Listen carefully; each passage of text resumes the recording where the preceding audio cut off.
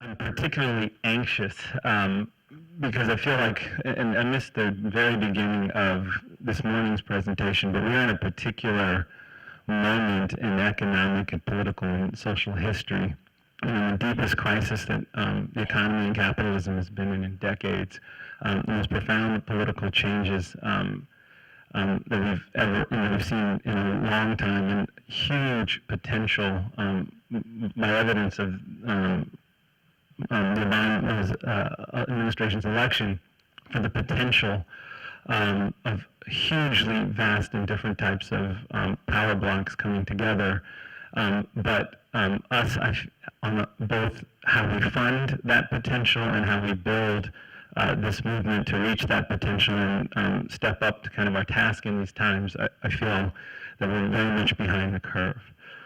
So this conversation, and in particular the people who are assembled in this room, is a real rare opportunity to have this dialogue, and I want to really commend Pip for bringing this together. But also, I think it's our responsibility to take these rare times and really figure out like what is the glimpse into the next place, and that has to be.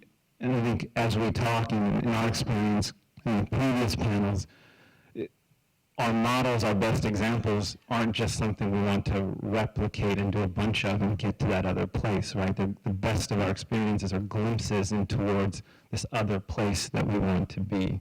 And so that other place, though, is unknown, because if we had that movement, we would have had that movement, right? And so we're trying to, I think we talk about this from a place of trying to really figure out how do we move into that unknown as nimbly, flexibly, and as with concentrated alignment as possible.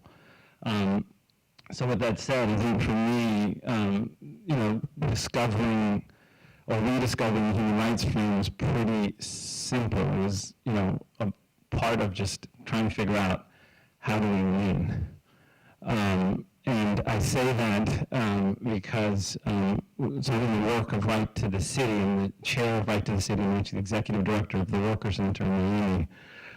But in Right to the City, we had kind of two things. One, we had a phenomenon of during the height of the real estate bubble, combined with 20 years of conservatism that really stripped everything public in a privatized democracy. We had mass displacement of communities of colors in the urban core, and a mass disinvestment in everything from education to housing to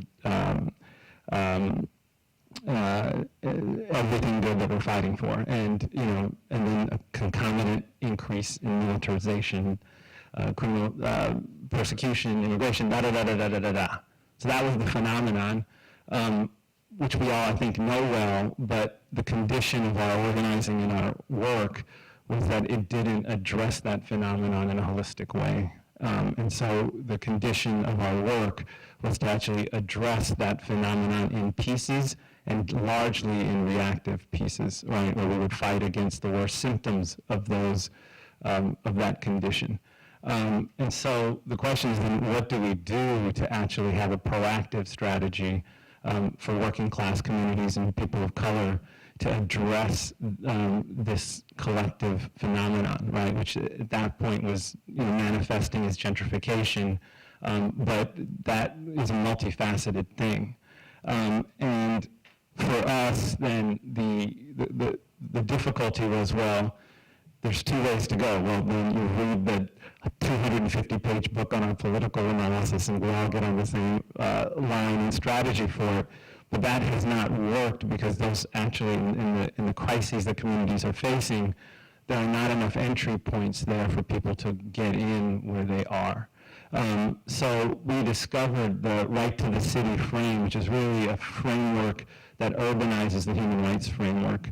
There's currently a world charter for the Right to the City that's moved through a number of countries and international processes and is moving towards or trying to get ratified as part of the UN Charter. But the thing, when we were looking for a solution to this problem when we discovered the Right to the City frame, and what appealed to the founders of the Right to the City Alliance when we were trying to figure out what to do was two things. One is that that frame in organizing human rights did what Kathy said, which is set out a positive set of basically material assertions for what people needed to be able to have to actually be effective citizens in a city.